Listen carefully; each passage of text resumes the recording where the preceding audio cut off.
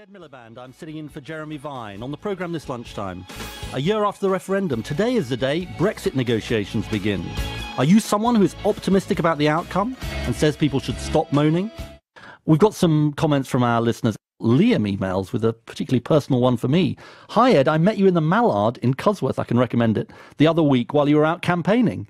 I'm a Labour voter but voted Leave on the back of all the lies we were told.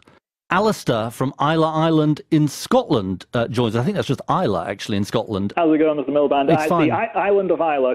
You're pretty close, though. Yeah. Mr. Vine's made the odd mistake as well, so don't worry. A few. Because this is so important, Ed, that my mum is not a prejudiced person, and that's why I find Brexit and talking to my mum about Brexit so difficult. Of course. And look, Andy, we are incredibly grateful to you both for sharing your story and your emotion with us. Ed Miliband. BBC Radio 2. Jingle-tastic. And we've been joined by the Telegraph's radio critic Gillian Reynolds and the presenter of the Nigel Farage show on LBC. He may also be familiar to some of you from his former career in politics, or maybe not so former, but we'll ask that as we get to the end. So, as someone who's experienced as a radio presenter, how do you think he got on, Ed Miliband? Well, not bad.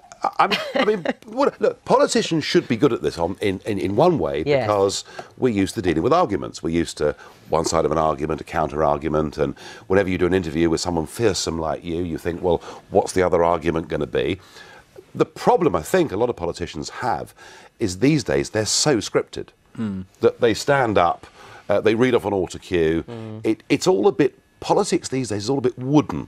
So to make the transition from being a party leader to being a presenter, you've got to kind of lose that and loosen up a little bit. Right, so you thought he was a little bit wooden. You didn't think he was natural enough. I mean, it was the first day, I suppose. No, I'm not going to be unkind. No, you can be. There are no rules. No, I'm not going to be unkind, but I think let's judge him on Friday. But they have to just...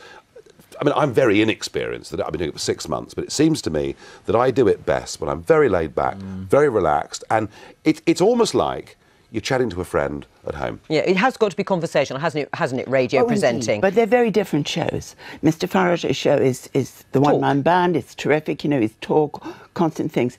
The Jeremy Vine show is a very structured show, and it's run largely by the editor, who will have been on his ear saying, go to the music, whatever, you know. So he has to play records, take the calls, run to time, and somebody's very tightly structured, and it has a very experienced editor.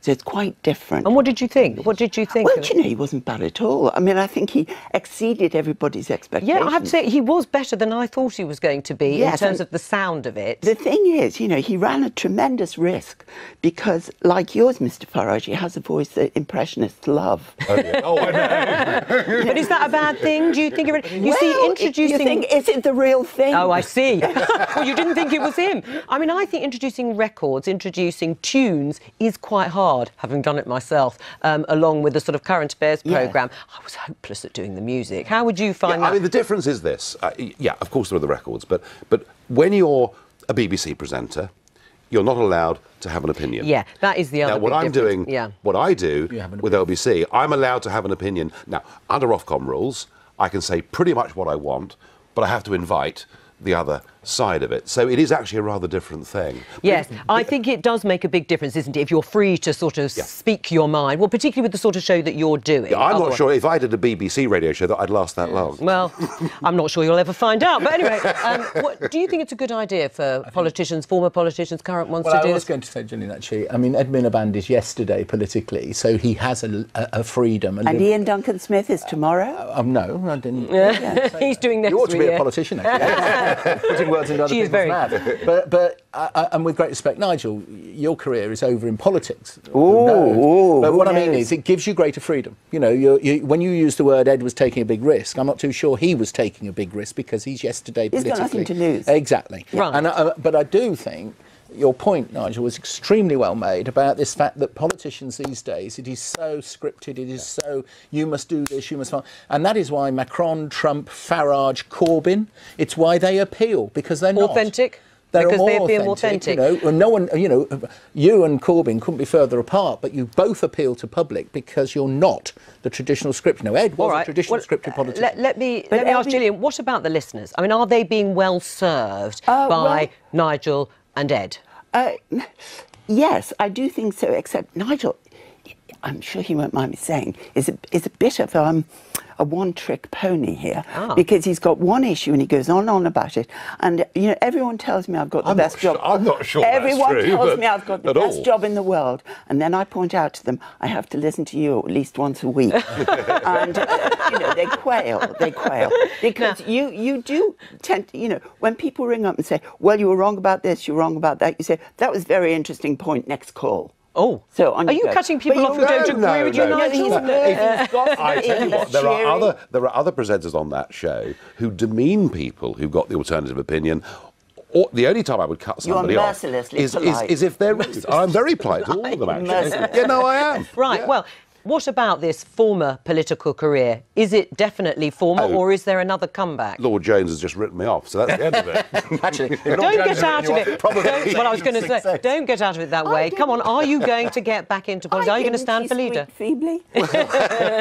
I'm still in politics. I'm leading a group in the European Parliament. That is where... Are you going to stand for UKIP? That is where the renegotiations of the British deal will take place. I'm in a very good position to oversee all of that. And are you going to stand for UKIP leader again? I haven't decided.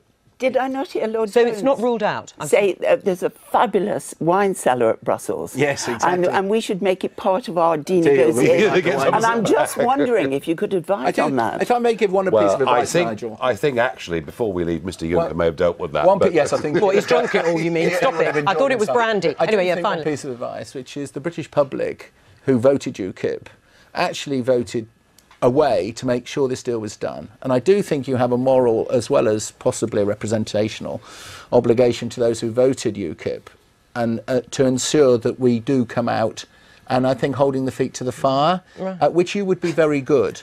Now, that is far fewer different. people voted for UKIP. No, it's not that. It's, I'm sorry, I was trying to take it away from party politics. What I was trying to say is... On the point of the Brexit, the referendum... You are seen as Brexit. And I think you have when are you going to make up your mind? Which is why I'm going to see this thing through for 2 years in the European Parliament. As far as UKIP's concerned, I'm still thinking. You're still thinking about it. Well, come on and tell us when you've made up your mind. Thank you both very much. You didn't frankly have the balls to put country before party.